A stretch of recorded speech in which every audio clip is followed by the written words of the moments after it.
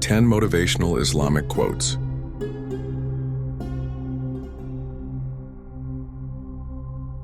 The Prophet said there are two blessings which many people lose. They are health and free time for doing good. O Allah, I seek refuge with you from worry and grief, from incapacity and laziness, from cowardice and miserliness, from being heavily in debt, and from being overpowered by other men. When a man says I cannot, he has made a suggestion to himself. He has weakened his power of accomplishing that which otherwise would have been accomplished. Indeed, Allah will not change the condition of a people until they change what is in themselves.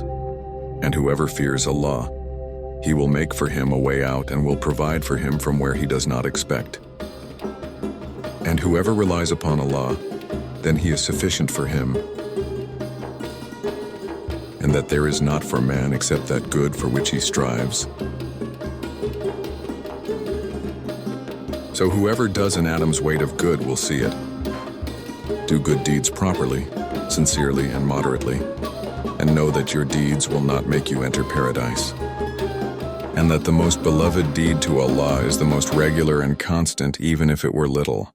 Religion is very easy, and whoever overburdens himself in his religion will not be able to continue in that way.